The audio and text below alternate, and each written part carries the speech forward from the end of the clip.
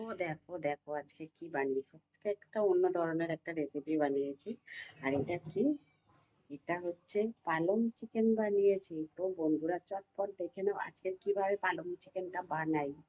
দারুণ টেস্ট হয় কিন্তু এইভাবে বানালে। তো বন্ধুরা সবাই কেমন আছো? আশা করি সবাই খুব ভালো আছো। দেখো আজকের আমি আবারও একটা তোমাদের কাছে সুন্দর একটা রান্না নিয়ে চলে এসেছি। আর সেটা হচ্ছে চিকেন পালং রান্না করব।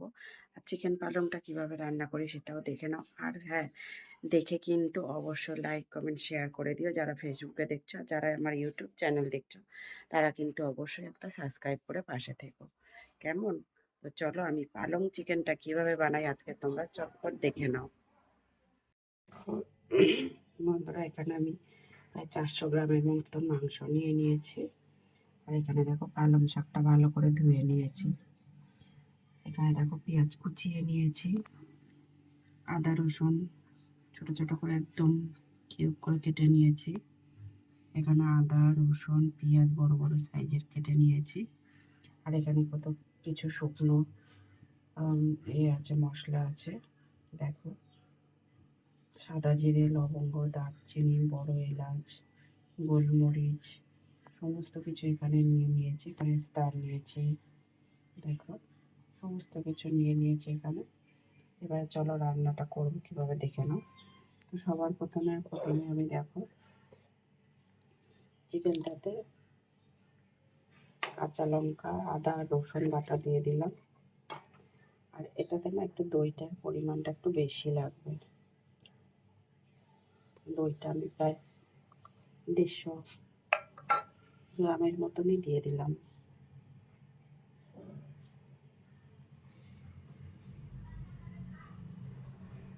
নুন দিলাম পরিমাণ মতন।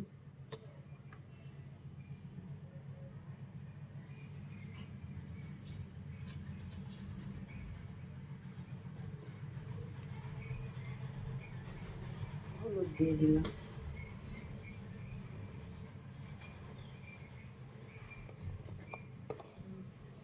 গরম মশলা দিলাম গুঁড়ো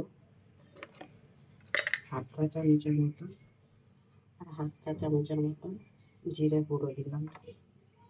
তো এটা আমি ভালো করে ম্যারিনেট করে রেখে দেব কিছু সময়ের জন্য। কিছু সময়ের মধ্যে তাও তোমার 30 মিনিটের মতন রেখে দেবো। আর ওদিকে ওগুলো কাজগুলো সেরে নেব। তো চলো এটা মাখিয়ে রেখে দিই।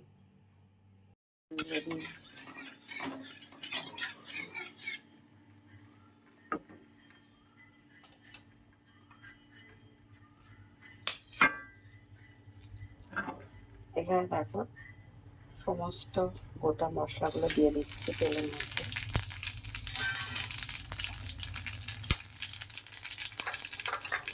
এবার আদা পেঁয়াজ রসুনগুলো দিয়ে দিলাম।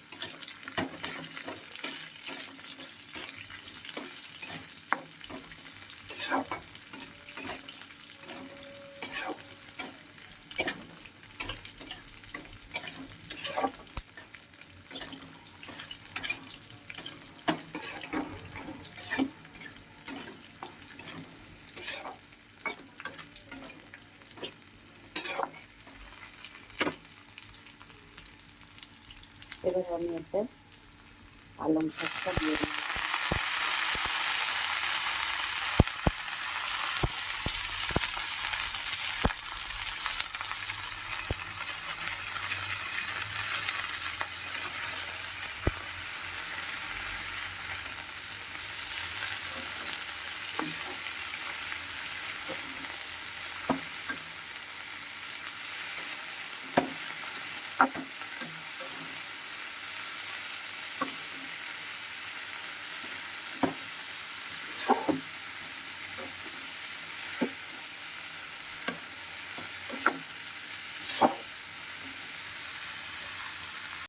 থেকে এগুলো ভেজে নামিয়ে নিয়েছি, ঠান্ডা হবে।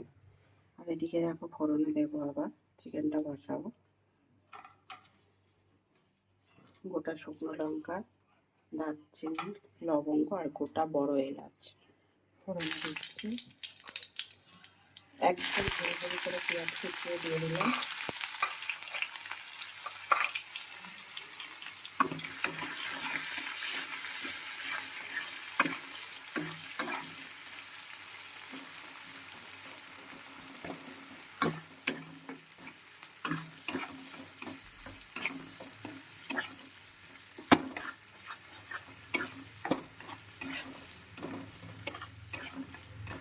আমার চিকেনটা একটু কম আছে বলে সেই জন্য আমি সব কিছুর পরিমাণ একটু কম কম করে দিচ্ছি। বেশি চিকেনের পরিমাণটা বেশি হলে তাহলে সব কিছুর পরিমাণ বেশি বেশিই যেত। দেখো গলাটা এত বসে গেছে, আমার কথা বলতে খুব প্রবলেম হচ্ছে। আমরা তোমরা অ্যাডজাস্ট করে নিও, কেমন বিচ্ছিরি গলা লাগছে বুঝতে পারছি।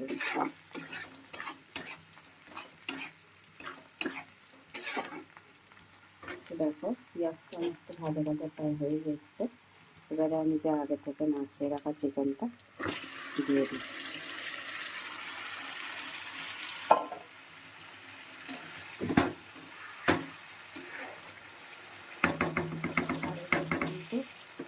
গ্যাসটা খুব বেশি কমানো করা যাবে না। প্রায় 10 মিনিটের মতন ভালো করে কষিয়ে নিয়েছি।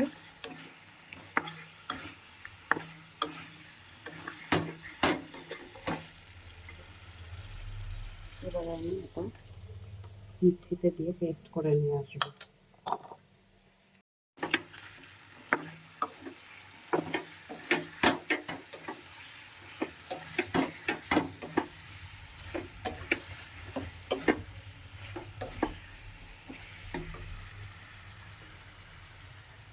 দেখো পেস্টটা করে নিয়ে এসেছি, এবার এটা দিয়ে দিচ্ছি।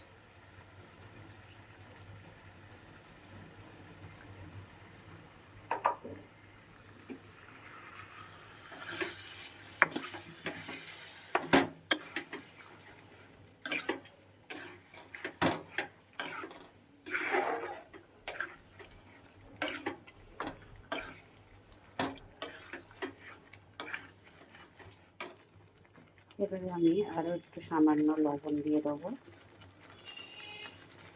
সামান্য একটু হলুদ দিয়ে দেবো,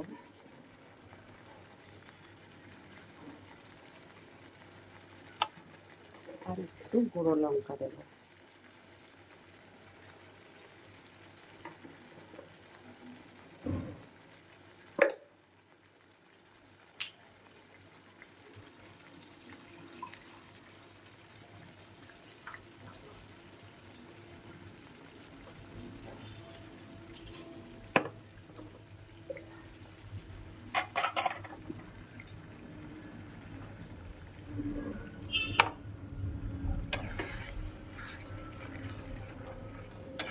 এবারে এটা খুব ভালো করে কষাবো, আর গ্যাসটা কিন্তু লো ফ্লেমে দেবো না, জোরে দিয়েই কষাতে হবে। গ্যাসটা খুব জোরে দিতে হবে, একদম পুরো আস্তে দিলে কিন্তু হবে না।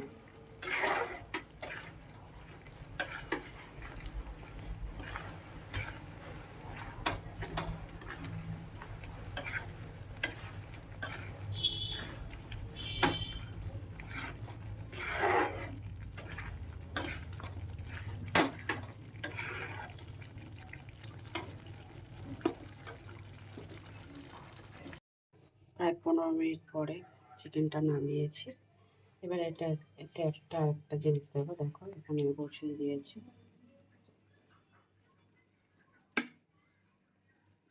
তেল দিয়ে দিলাম।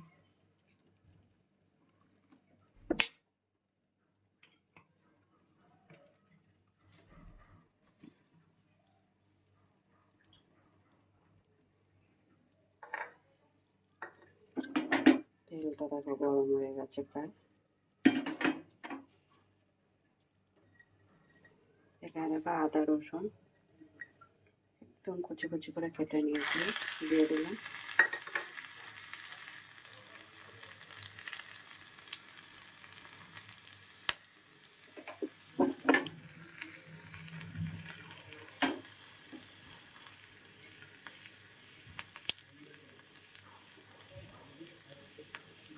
এই ছোকটা যদি এতে না দিয়ে দিত তাহলে কিন্তু এটার টেস্টটা হবে না। পালং পালং চিকেনে সবসময় ছোকটাই হচ্ছে মেন। তো দেখো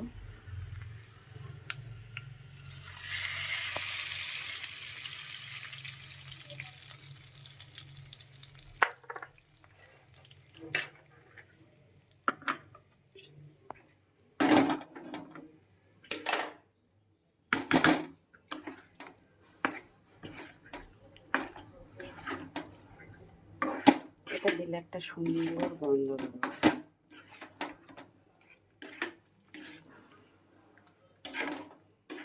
আরও এটা 2 থেকে 3 মিনিট রান্না করবো, করে তারপরে নামিয়ে নেব।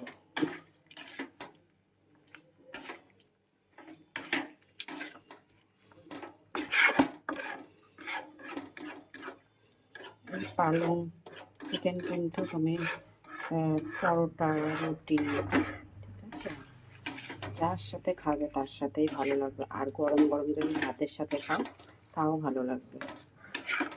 আমি খাবো ভাতের সাথে।